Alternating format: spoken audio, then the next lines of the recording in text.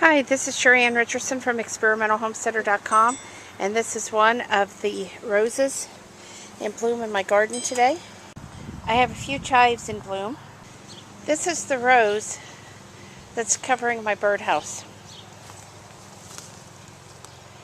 There's a bee. Seems to like this rose. And I have a piney and some columbine up there. This is my green iris.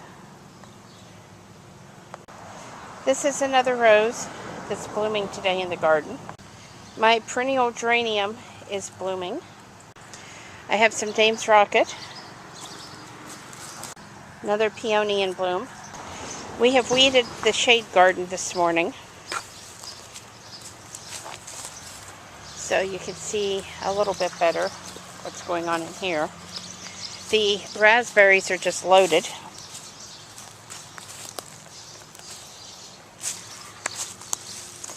This is shredded umbrella plant. And I also found, as I was weeding through, a lot of hellebore seedlings coming up. I'm not sure if this is the American or the European ginger, but it is in bloom.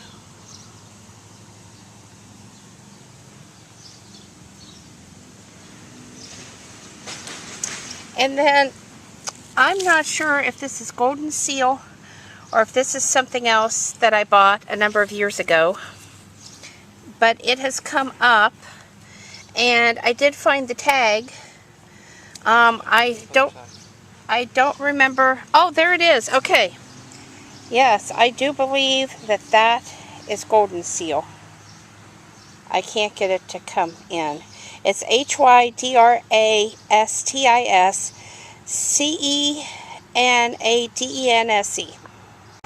This is one of my yellow irises. I absolutely love my tricolor beech. Gorgeous tree. I have this bush blooming back here in part of the shade garden. The purple clematis continues to bloom. Okay. Have another rose in bloom. I don't know the name of this yellow plant, but I sure do like it. And on the fence behind it is another purple clematis. This is a peony. This was called blue something, but I don't remember. This is valerium or garden heliotrope. I have a number of Ragusa roses in bloom all the way back. This one here is Hansa. This is another Ragusa rose. The flowers look like a little carnation. Jeffrey has found another purple clematis that I would have missed. I love this plant. I actually have two different colors. The other one is a darker purple. This is another rose growing on a trellis here in the yard. I have a number of pineys here blooming. Let's see if I can see that one.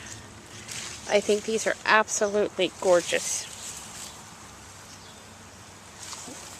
Have a clematis back here on this fence. Another piney over here. I have another rose.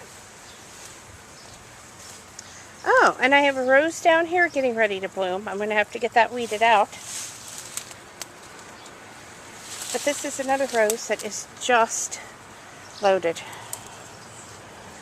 And oh, so fragrant.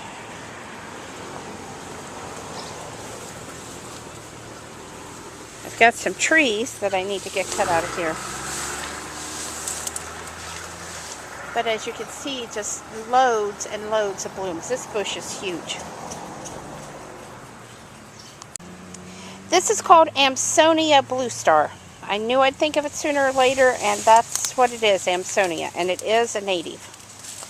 I have a shrub back there getting ready to bloom, and I have whatever this ground cover is and some sedum up here. This is another rose bush that's blooming. There's another one back there. Let me see if I can walk around this. Lots and lots of little red blooms. This small tree is still blooming.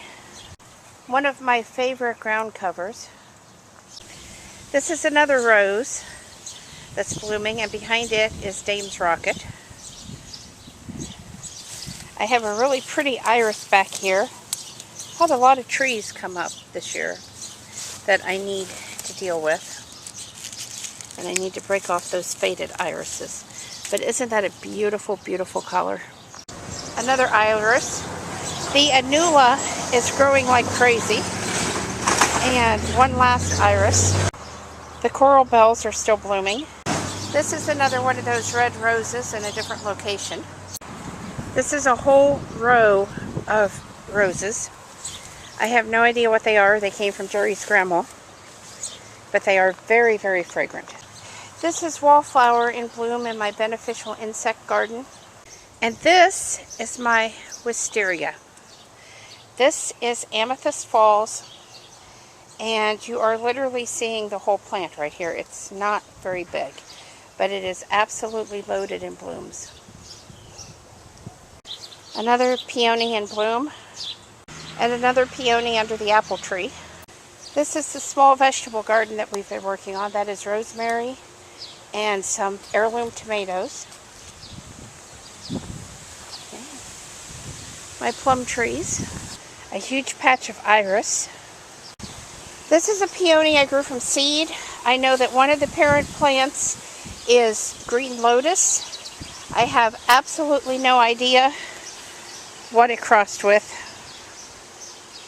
The strawberries are starting to turn, and if you're wondering what the white powder is, that is diatomaceous earth, and it is natural, and it's actually there to deter insects. But as you can see, I'm going to have lots and lots of strawberries. And we're up here. I have quite a number of peonies up here.